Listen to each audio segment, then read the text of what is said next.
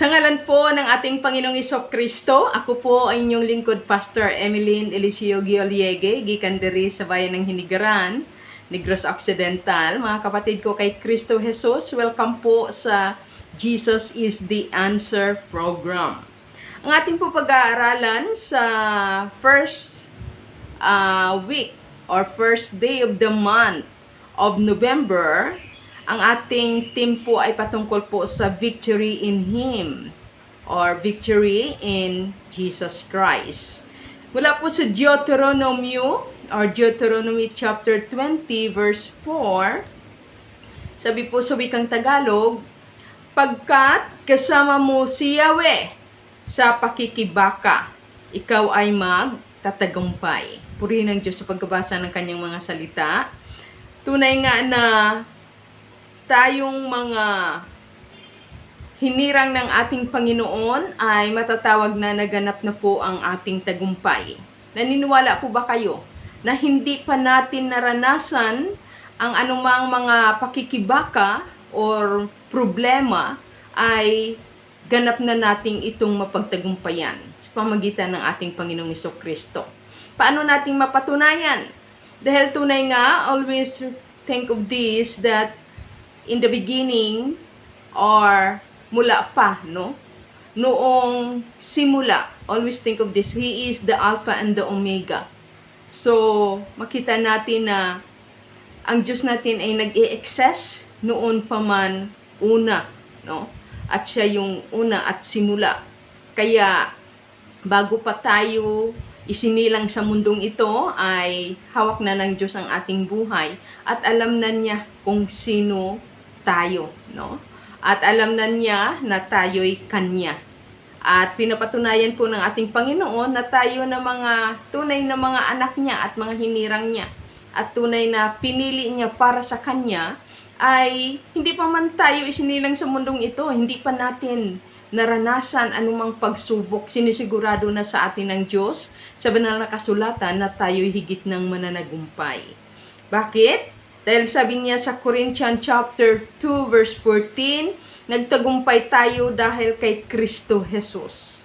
So, ang sanhi ng ating kasiguraduhan na tayo ay nagtagumpay na ay sa pamagitan ng Kanyang bugtong na anak na pinadala po dito sa mundong ito, na kung saan ay tunay na Diyos na nagpakatao upang lubos na ibigay sa atin ang ganap na tagumpay na ito.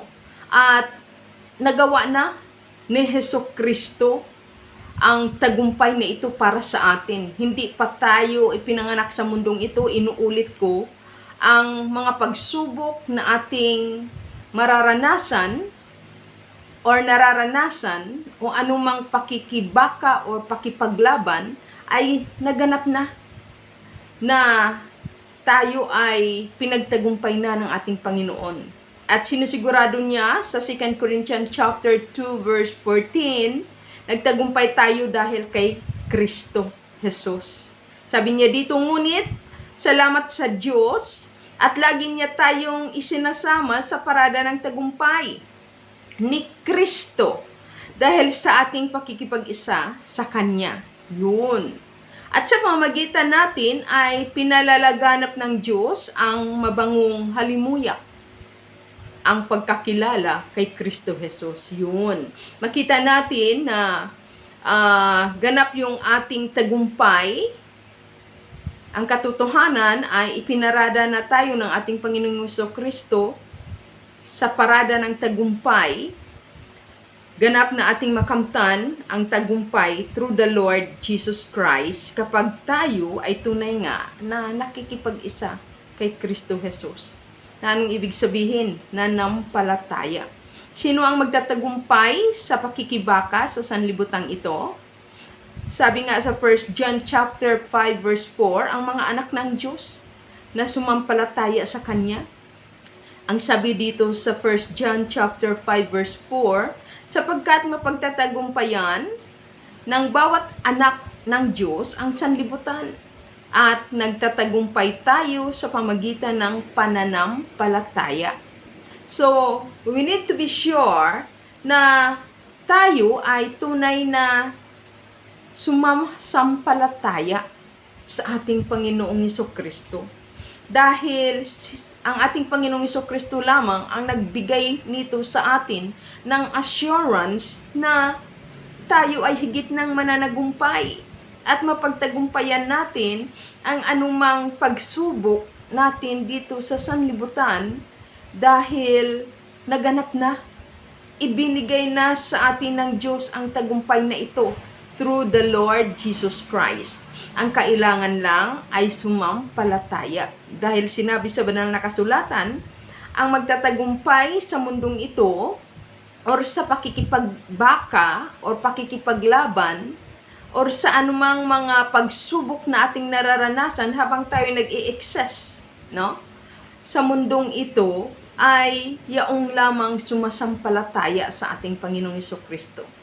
So, we need to be sure, inuulit ko, na tayo ay sumasampalataya sa ating Panginoong Hesukristo upang lubos na ganap na tayo'y isang mananagumpay sa mundong ito. Anumang klaseng mga pagsubok. Always think of this, na pinagtagumpay ni Yahweh ang mga Israelita dahil sa kanilang pananampalataya.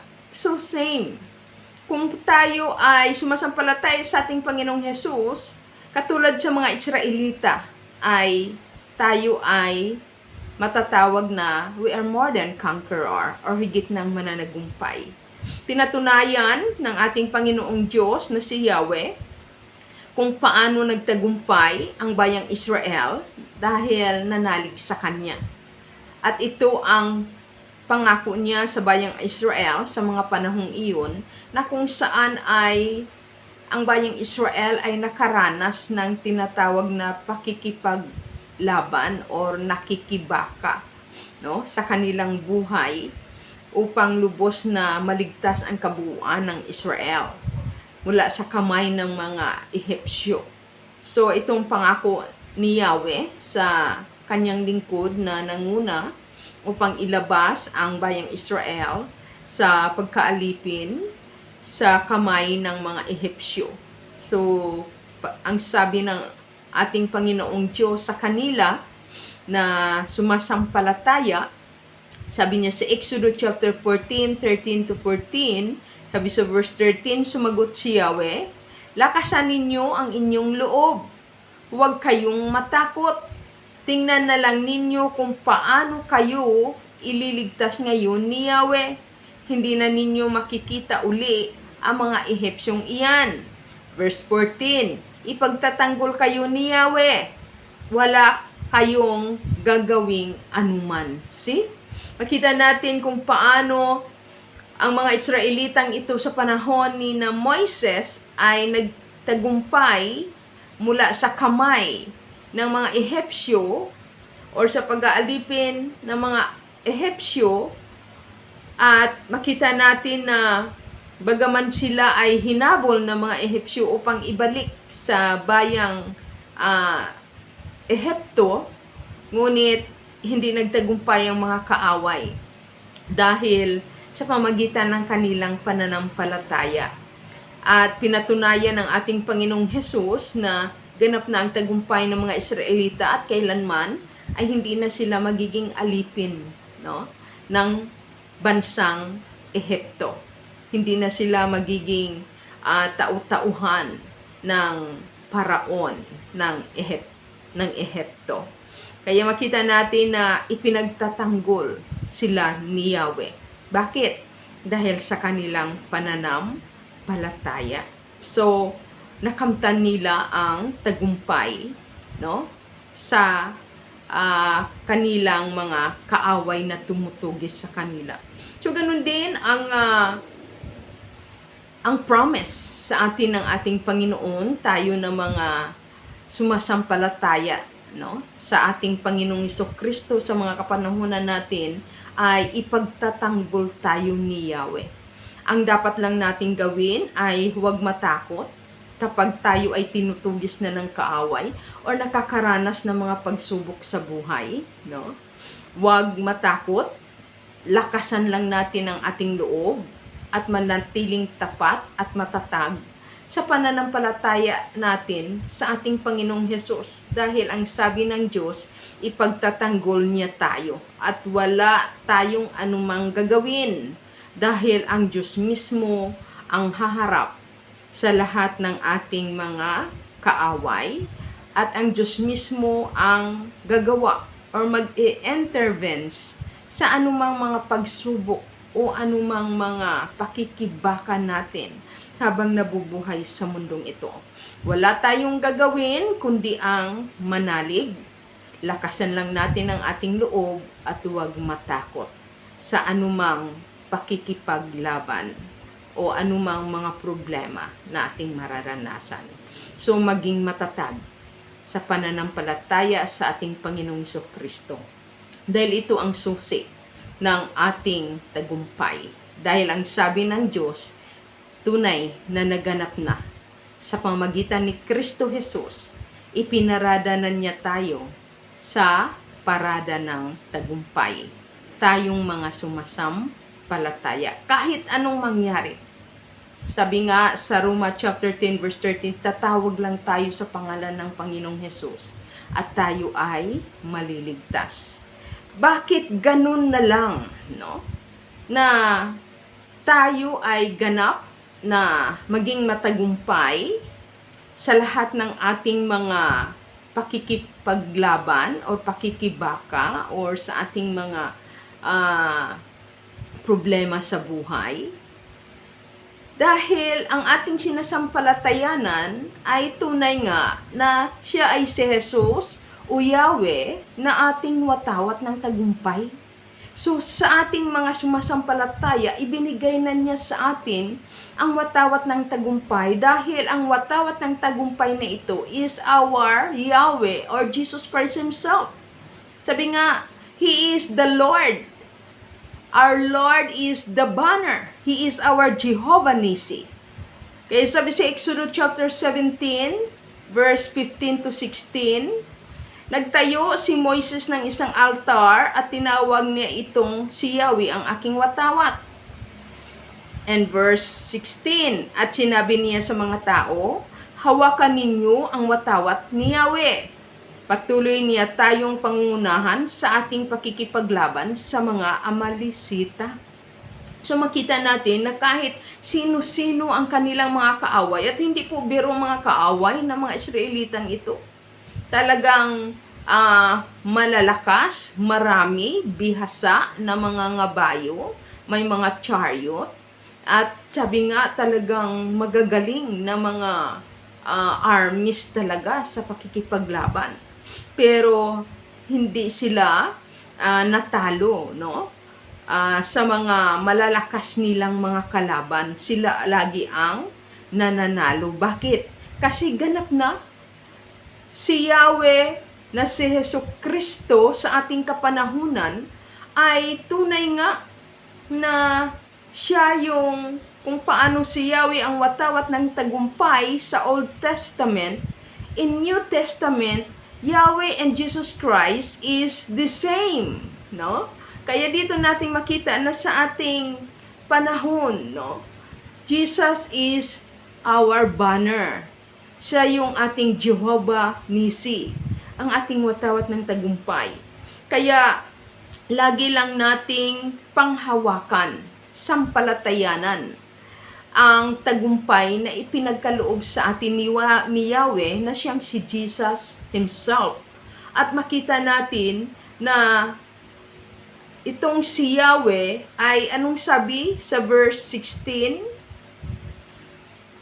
Hawakan ninyo ang watawat ni Yahweh. So, panghawakan natin ito.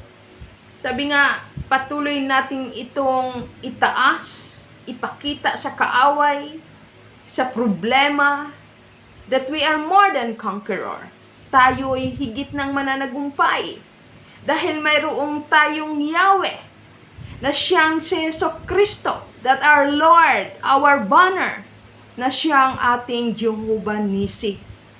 Nagawa na yun ng ating Panginoon nung siya'y namatay sa krus at pag ikatlong araw siya'y muling nabuhay.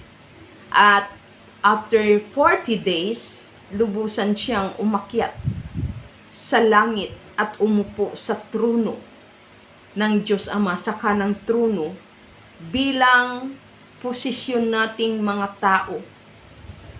Namatay si Yahweh or Jesus Christ Himself na siyang nagpakatao para sa ating mga tao. At umupo siya sa kanang trono ng Diyos Ama na siyang figurative position. Na anong ibig sabihin? Kung paano ang ating Panginoong Jesus, He is the King of Kings and the Lord of Lords, and He is our Savior. Kung umupo siya sa trono ng kaluwalhatian ng Diyos, tayong mga tao, inilagay niya sa kanang trono na kung ano ang kapangyarihan at posisyon ni Kristo Jesus, na siyang Diyos na nagpakatao at namatay para sa mga tao, at sa kanyang muling pagkabuhay, bumalik siya sa kanyang tunay na likas na anyo bilang isang Diyos na Espiritu. Kaya makita natin na siya ang ating simbolo or kapangyarihan. Siya ang ating watawat ng tagumpay. Kaya paninindigan natin ito, hawakan natin ito, ibayubay natin si Jesucristo na ating Hari, Panginoon at tagapagligtas, na Diyos ng ating buhay. Kaya makita natin na tunay na tiyak na tayo'y nagtagumpay through the Lord Jesus Christ. Victory in Him. Sino ang Him na ito? It's Jesus Christ Himself, na siyang si Yahweh. Kaya makita natin na we are more than conqueror at tiyak ng ating tagumpay. Kaya lagi nating isaisip at tandaan, anumang mga pagsubok na ating naranasan, lakasan lang natin ang ating loob, maging matatag sa pananampalataya sa ating Panginoong Jesucristo. Huwag matakot sa anumang kaaway o mga pagsubok natin. Dahil ganap na ang ating tagumpay. Inuulit ko, pinarada na tayo ng ating Panginoong Jesus sa tugatog ng tagumpay, at hawak-hawak na natin ang bandila natin, ang watawat ng tagumpay, that Jesus Christ Himself. Ano pa? Si Jesus ang ating dakilang mandirigma. Kaya sa bawat laban at pakikibaka natin, sabi nga, maging confident tayo. Harapin anuman ang mga pagsubok o kahirapan, or anumang mga pakikibaka, or anumang pakikipaglaban, habang tayo nabubuhay sa mundong ito, sa harapan ng ating mga kaaway. Dahil tunay nga, nalikas na tayong mananagumpay sa ating mga kaaway. Bakit? Dahil mayroong tayong Diyos na siyang watawat ng tagumpay natin, na si Jesucristo, na siya ring nagpapakilala na siya ang ating dakilang mandirigma. Ipagtatanggol tayo ni Yahweh. Kaya sabi sa Exodus chapter 15 verse 3, siya ay mandirigma na walang kapantay. Yahweh ang kanyang pangalan. So, in our time, in the New Testament, Jesus Christ Himself, nagpakilala siya na siyang si Yahweh, that He is our mighty warrior. At the same time, He is our Jehovah Nisi, ating watawat ng tagumpay. Kaya huwag matakot. Huwag tayong lumaban sa flesh, sa ating sariling lakas, karunungan at kaalaman. Kundi ang ating gagawin, manalig kay Yahweh, that Jesus Christ Himself. Lakasan ang ating loob, maging matapang habang hinaharap natin ang kaaway. Kamtin natin ang ibinigay sa atin ng Panginoong Jesus na tagumpay. Dahil hindi tayo ang haharap sa kaaway, kundi ang ating Panginoong Jesucristo, that our mighty warrior. Siya ang haharap sa lahat ng ating kalaban. At ibibigay niya na lang sa atin ang tagumpay ng kanyang pakikipaglaban. Siya yung mandirigma na walang kapantay. Yahweh ang kanyang pangalan. That Jesus Christ Himself. Kaya na siyang ating mighty warrior. Kaya sa anumang problema or pakikibaka or ipinaglalaban natin, hindi tayo ang humaharap sa kaaway, kundi ang ating mighty warrior. That's no other than is our Lord Jesus Christ, na siyang Yahweh, nating Diyos. Si Yahweh ay laging nasa panig nating mga mananampalataya. And always think of this. Siya ay ating protector and defender, at siya lagi ang Diyos na kung saan ay laging panig sa atin. Tayo na mga mananampalataya sa ating Panginoong Jesucristo. Kaya, paano tayo maging talunan? May protector tayo. May Diyos tayong, siya yung ating defender, advocate, no? Makita natin na sa ating mga sumasampalataya sa ating Panginoong Jesucristo, tunay nga, ganap na ang ating tagumpay. Dahil pinapatunayan na si Yahweh ay laging nasa panig nating mga mananampalataya.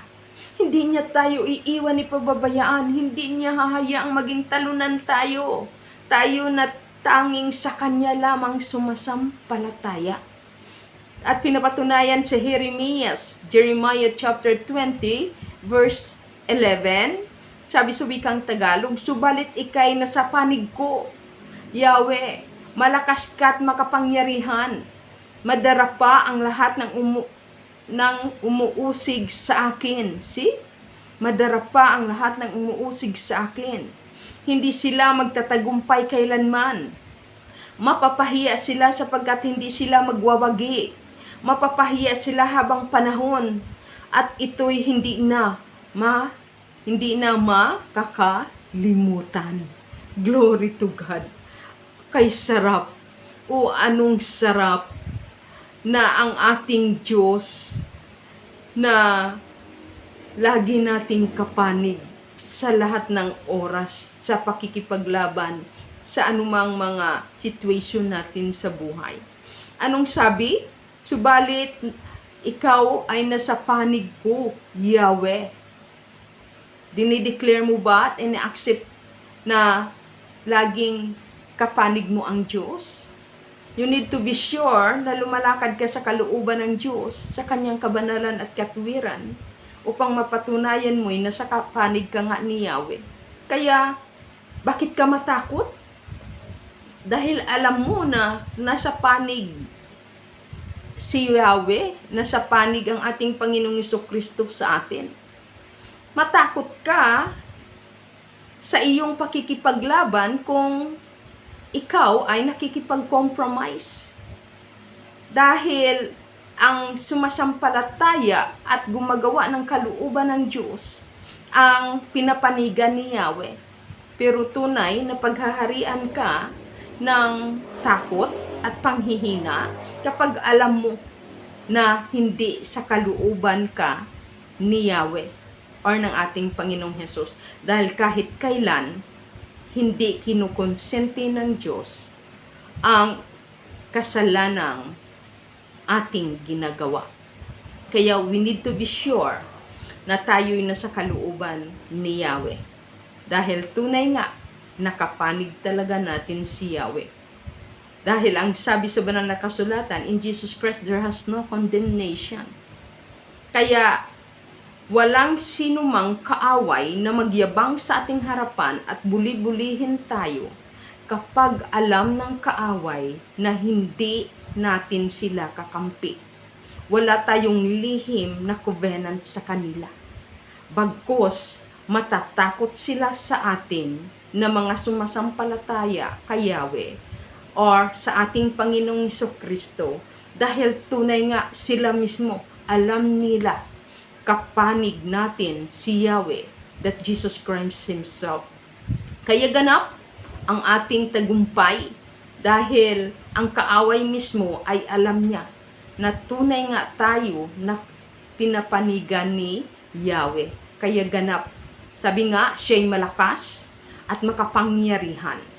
Matatakot ang kaaway na magyabang humarap sa atin at hahadlang sa ating dinadaanan kapag alam nila na kapanig natin si Yahweh. Dahil siya ang Diyos na kailanman hindi niya tayong hahayaan na madarapa. No? Hindi tayo madapa. Ibig sabihin, hindi manlulupaypay, hindi manghihina ang ating mga tuhod. Anong ibig sabihin ito? Matatag ang ating pananampalataya kasi malakas ang ating loob, no? Kaya bakit matatag ang ating pananampalataya at malakas ang ating loob? Dahil alam natin, kapanig natin si Yahweh. So kailanman hindi madarapa, hindi manghihina ang sinumang kapanig ni Yahweh sa kanyang buong buhay. Anong sabi? Makapangyarihan, di madarapa ang lahat ng sabi nga dito, madarapa ang lahat ng umuusig sa akin. So ang sinuya ang madarapa, yung mga kaaway natin, yung mga mang-uusig sa atin. Sila ang manghihina, mangatug ang kanilang mga tuhod dahil matatakot sila sa makapangyarihang Diyos na kapanig sa atin. Kaya hindi tayo yaang madarapa sa labanan, bagkus ang ating kaaway ang madarapa. Sila na umuusig sa atin. Sabi pa, hindi sila magtatagumpay kailanman. So ganap ang ating tagumpay na sumasampalataya sa ating Panginoong Hesukristo na si Yahweh. Sabi nga, mapapahiya sila sapagkat hindi sila magwawagi. See? Kaya ganap ang ating tagumpay through the Lord Jesus Christ dahil tunay nga na siya ang kapanig natin. Kailanman hindi magwawagi ang ating mga kaaway sa mundong ito. Hindi katatalunin ng anumang mga pagsubok mo o lahat ng sinumang espiritu na padala ni Satanas upang bulihin ka o panghinain ka sa anumang klaseng sitwasyon ng iyong pakikipagbaka. Ang dapat lang nating gawin ay sumampalataya, huwag matakot, lakasan ang ating loob, panghawakan ang watawat ng tagumpay, that our Lord is our Jehovah Nissi. At sabi nga, laging isaisip na ang ating Panginoong Hesukristo ang laging nasa panig natin. At anong sabi pa? Mapapahiya sila habang panahon, mapapahiya ang ating mga kaaway. At ito'y hindi na makakalimutan. Nakatatak na sila'y ganap ng talunan. Kaya ang kaaway kailanman ay takot sa atin sa pamagitan ng ating Panginoong Hesukristo na ating sinasampalatayanan, na ating hawak-hawak na watawat ng tagumpay. At alam nila na ang ating Diyos ay lagi nating kapanig sa laban natin habang tayo'y nabubuhay. Conclusion. 1 Corinthians chapter 15 verse 57. Magpasalamat tayo sa Diyos na nagbigay sa atin ng tagumpay sa pamagitan ng ating Panginoong Hesukristo. So, my dear brothers and sisters in Christ, ano na lang ang ating gagawin sa tuwing tayo ay makakaranas ng pagsubok? Ang atin na lang gagawin ay magpasalamat sa lahat ng anumang pagsubok na ina-allowed sa atin ng Panginoon. Dahil ganap na ang tagumpay. Bakit? Pinapatunayan na si Yahweh, na siyang ating Panginoong Hesukristo, ay tunay nga na siya ang ating watawat ng tagumpay, siyang ating dakilang mandirigma, no? At siya ang Diyos na lagi nating kapanig. At siya ang makikipaglaban para sa atin. At nakipaglaban na siya. Kaya nga, we are more than conqueror na. We are victorious in Christ Jesus na. Ang sa atin na lang kasi ay panghawakan, pananampalatayanan, habang hinaharap natin sa pamagitan ng ating Panginoong Hesukristo ang anumang mga pagsubok at ang ating mga kaaway habang tayo nabubuhay sa mundong ito. Kapatid, Don't give the devil a chance. Kung anumang mga pagsubok, always think of this. Si Jesucristo ang watawat nating tagumpay. Si Jesucristo ang dakila nating mangdirigma. Siya ang haharap sa ating pakikipaglaban o pakikibaka. At lagi siya sa panig natin. Kaya lagi na lang tayo magpapasalamat sa tagumpay na bigay sa atin ng Panginoon. Anumang mga pagsubok na nararanasan ng bawat isa. God bless everyone. Salamat po o aming Diyos Ama sa pangalan ng aming Panginoong Hesus sa patnubi at gabi ng Santong Espiritu sa tagumpay na bigay ni Kristo Jesus sa aming mga buhay. Glory to you, O God, sa buhay ng bawat isa sa amin. Receive the blessings of the Lord in the name of the Father, the Son, and the Holy Spirit. Sumaatin ang ganap na tagumpay at kapayapaang di malirit na ipinagkaloob sa atin ni Kristo Jesus at kagalakang hatid ng ating kaligtasan at assurance ng ating tagumpay. My dear brothers and sisters in Christ, we are a victorious Christian through Christ Jesus. Glory to you sa inyong lahat na mga kapatid ko kay Kristo. Adios!